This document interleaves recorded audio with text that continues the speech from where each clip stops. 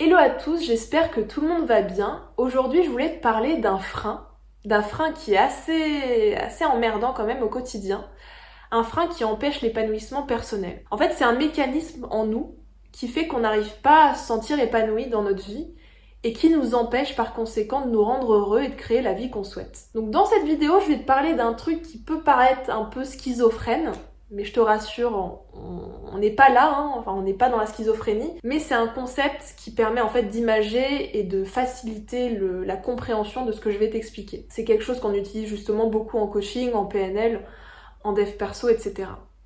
Pour ça, je vais prendre l'image du Rubik's Cube. C'est une image qui a été utilisée par la personne qui m'a formée en hypnose et que je trouve très très parlante.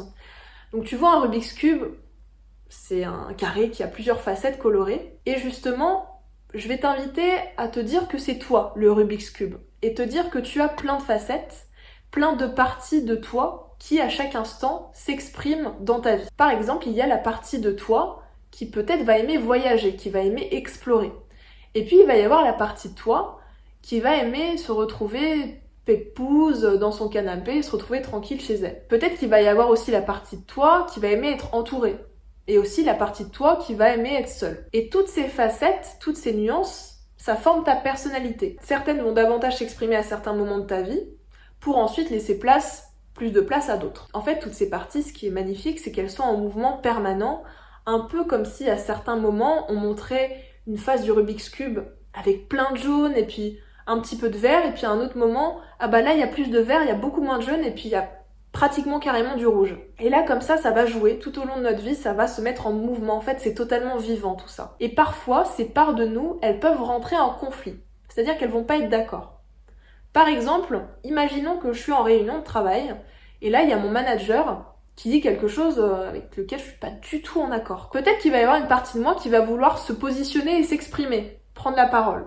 Et peut-être qu'il va y en avoir une autre qui va vouloir rester discrète, parce qu'elle a pas trop envie de créer de la polémique ou autre. Elle préfère pas. Un autre exemple, je suis en couple, les vacances arrivent, et puis moi j'aimerais bien voyager loin, j'aimerais bien aller vraiment loin. Et mon chéri, lui, il va préférer peut-être rester un peu plus dans la région, on n'a pas trop envie d'aller loin. Et à ce moment-là, la partie de moi qui va aimer justement la découverte, qui va aimer l'exploration lointaine, eh bien elle va peut-être entrer en conflit avec la partie de moi qui aime faire plaisir à mon chéri. Et parfois, il va y avoir des parties de nous qui à un certain moment donné vont émerger et on va pas du tout être en accord avec ces parties. Donc on va avoir tendance à les réprimer, à les enfermer, à les ignorer. Donc là, je pense que vous commencez un peu à comprendre la logique de tout ça. En fait, vous êtes fait de parties qui chacune aspire à certaines choses qui parfois peuvent être complètement contradictoires. Et souvent dans la vie, on a tendance, malheureusement, à rentrer en lutte, à rentrer en résistance contre certaines parties, à les ignorer complètement, à les rejeter, etc., etc. Sauf que quand tu te coupes d'une partie de toi, ça crée quoi ? Premièrement, tu limites ton potentiel. Pourquoi ? C'est comme si tu n'utilisais qu'une partie de ton corps. Regarde par exemple si tu limites un tennisman à son bras droit et que tu immobilises son bras gauche, il va pas du tout avoir les mêmes résultats, il aura pas la même stratégie, en fait il va être limité dans son jeu. C'est exactement pareil pour les parties de nous. Quand on se coupe de certaines parties, on se coupe de certaines de nos potentialités et de nos possibilités. Et ça, c'est pas forcément tip-top, ou en tout cas, ça nous permet pas justement de nous exploiter pleinement. Et vous voyez, pour ma part, j'ai durant une grande partie de ma vie renié la partie de moi créative du point de vue artistique. Pourtant, quand j'étais plus jeune, j'ai fait des activités artistiques à certains moments, mais j'ai longtemps coupé court à ça, je l'ai mis de côté. Pourquoi ? Parce que je pensais que c'était pas pour moi. Parce que je pensais que j'étais pas talentueuse, parce que je me mettais dans une logique de performance et pas du tout de plaisir. C'est-à-dire que je voulais être bonne, je voulais même être excellente, au lieu de juste me laisser aller dans la création, dans la sensation, dans le moment présent, sans forcément rechercher un objectif particulier. Et je trouvais les autres bien plus doués que moi, et donc j'ai longtemps enfermé cette partie de moi en fait qui voulait s'exprimer et qui voulait s'exprimer à travers l'art. Et qu'est-ce qui s'est passé dans ma vie ? C'est très intéressant ça. Cette partie que je regardais pas, cette partie que j'avais mis de côté et qui pourtant voulait s'exprimer, eh bien en fait je l'ai fait vivre en moi à travers les autres. C'est-à-dire qu'inconsciemment, étant donné que je m'autorisais pas de prendre ma place dans ces espaces artistiques, eh bien j'ai indirectement nourri cette partie en me rapprochant de personnes qui avaient cette fibre artistique. 95% des relations que j'ai eues, c'était avec des personnes qui avaient cette créativité, qui avaient cette fibre artistique, qui l'incarnaient pleinement et justement qui me permettaient à cette part en moi que j'avais reniée quand même de se nourrir un petit peu. Et justement, ça va être intéressant de voir de quelles personnes vous vous rapprochez dans la vie et qu'est-ce qui vous fait vibrer chez elles.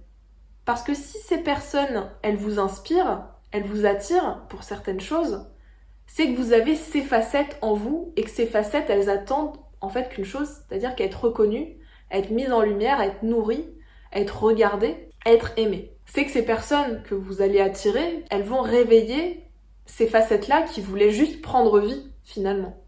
Donc on en revient toujours à ça. L'autre est un miroir de qui je suis, l'autre est un miroir de ce qui a envie de prendre vie à l'intérieur de moi. Aussi, qu'est-ce que ça a comme conséquence dans la vie de se couper de certaines parties de nous? Eh bien forcément, ça va créer des conflits internes. Au final, ce concept de partie, c'est comme si un peu à l'intérieur de toi, il y avait une sorte de conseil d'administration et que parfois tu disais « Ah bah toi, j'ai pas envie de t'entendre. Ah bah toi, tu m'as pas l'air vraiment digne d'être regardée, donc non.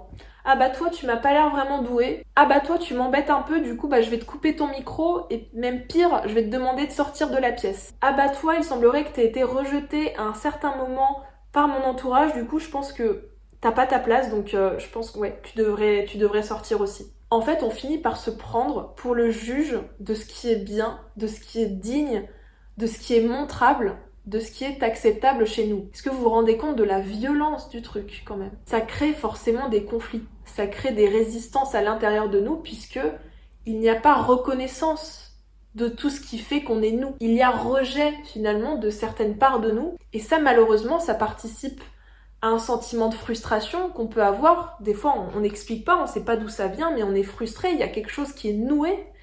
Donc ça crée des conflits internes, ça crée aussi parfois des symptômes physiques, voire des maladies, et des maladies des fois qui sont assez lourdes, parce que justement on est tellement en lutte contre nous-mêmes que quand ça monte pas à la conscience, mais c'est par le corps que ça s'exprime.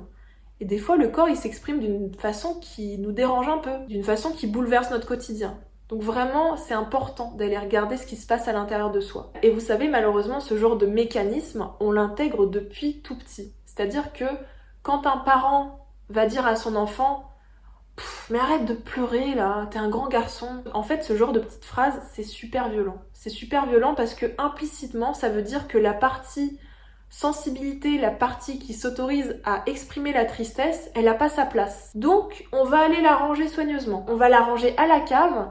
Et du coup, on va plus s'y connecter, quoi. On va la laisser de côté parce que elle est pas montrable, cette partie. Elle n'est pas digne d'être là. Est-ce que vous voyez à quel point ça peut pas être épanouissant à terme? C'est pas possible, c'est trop douloureux. On s'inflige des choses, des fois c'est quand même fou. Pourquoi? Parce qu'il y a une lutte à l'intérieur de vous. Et plus on résiste, plus on crée de la résistance, moins on peut être heureux. Donc, ne rentrez pas en résistance avec vous-même. Vous êtes des êtres humains magnifique et chaque facette détient de la beauté. Chaque facette détient des ressources. Chaque facette de vous mérite d'être aimée. C'est vous. Alors pourquoi aller à l'encontre de tout ce qui fait que vous êtes vous? Parce qu'on vous a dit un jour que c'était pas acceptable.